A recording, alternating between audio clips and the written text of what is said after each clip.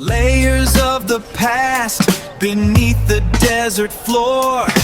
We're finding keys to unlock every ancient door. Digging through the clay to see what's real. The silence speaks. We're breaking every seal. Unearthing the Bible. Let's jump right into this explainer and crack open what is, honestly, one of the most fascinating geographical cold cases out there. For centuries, explorers, archaeologists, theologians, you name it, they've been debating the exact location of the Garden of Eden. It's a search that has literally driven people mad.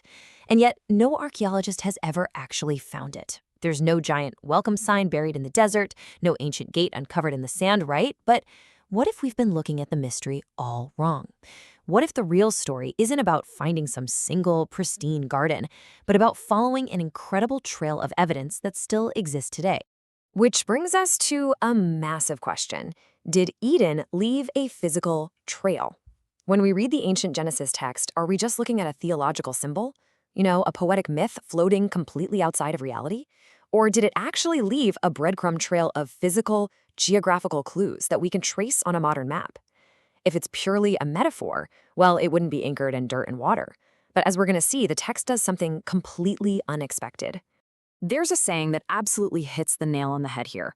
No one has ever found the Garden of Eden, but the clues are real. Sure, there's no physical signpost out in the Middle Eastern desert, but the ancient map left behind in the text gives us a very real detective story to follow. It's like a giant puzzle made of ancient rivers, changing climates, and hidden ecosystems. So let's trace those very real clues. Moving into Section 1, the case file. Let's look at the map hidden in Genesis. To kick off our investigation, we need to open up our primary document, Genesis, specifically chapter 2. What makes this text so gripping is how wildly specific its geography is. It doesn't just say Eden was, a nice place somewhere over there. It names regions, it names resources like gold and onyx, and most importantly, it names a specific river system branching into 4 distinct parts: the Pishon, the Gihon, the Tigris, also called the Hiddekel, and the Euphrates, or Periph. By naming these waterways, the ancient text hands us the exact geographical puzzle we're trying to solve. But there is a huge catch. And here is where the mystery really deepens. Look at the contrast here. The Tigris and the Euphrates are very real, highly identifiable rivers. They were the absolute lifeblood of ancient Mesopotamia. They anchor the story in the actual dirt of the Fertile Crescent. But the Pishon and the Gihon, completely missing, unidentified, and lost to time. So we have 2 rivers that literally shaped human civilization and 2 complete phantoms. It is the ultimate geographical cold case. All right, Section 2, a clue from space. Let's look at a lost river candidate. For a really long time, the investigation basically stalled right there. But modern technology totally changed the game, because sometimes to see what's hidden deep in the earth, you have to go all the way to space. Enter Wadi al-Baten. Through advanced remote sensing, scientists actually detected the massive scar of an ancient, dry river system buried completely beneath the sands of the Arabian desert.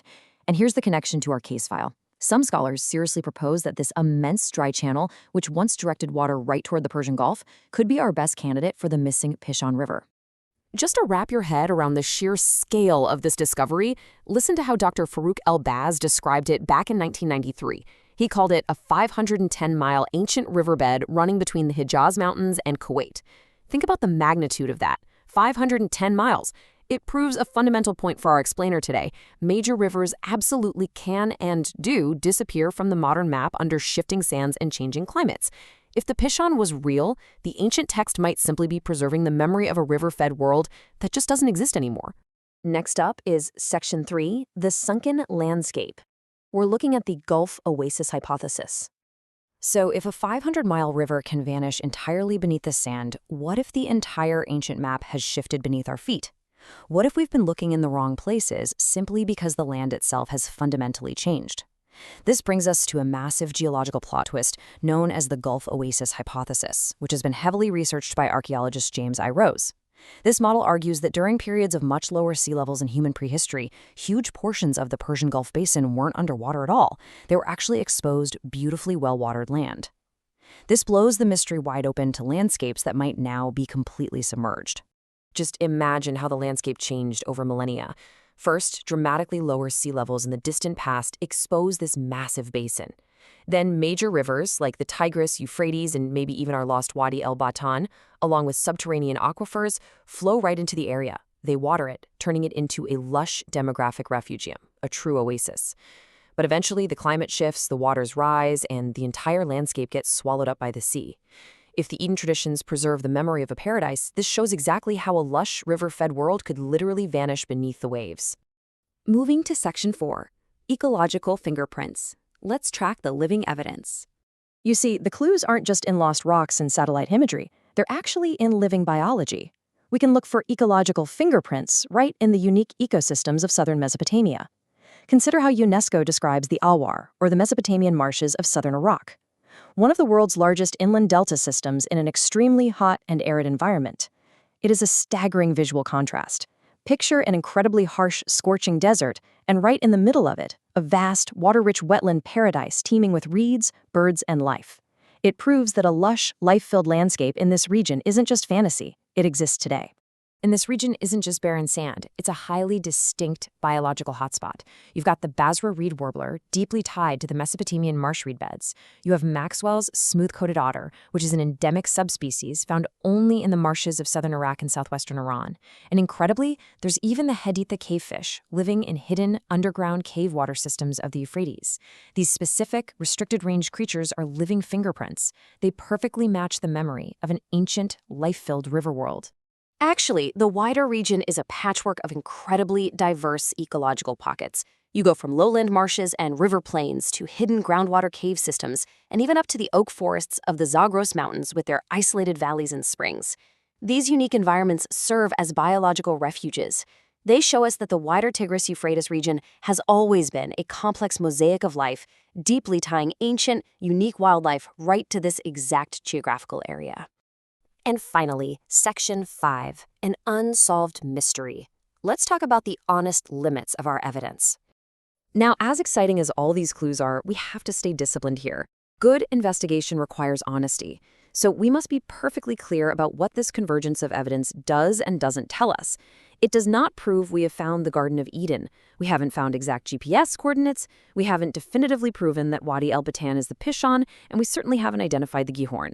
These converging geographical and ecological clues are utterly fascinating, but they do not definitively prove the location of Eden. And honestly, that's okay. Good evidence doesn't need to overstate its case. It's also vital to acknowledge that other valid theories are out there. Some scholars point up to northern Mesopotamia, Armenia, or Turkey, nearer the headwaters of the known rivers.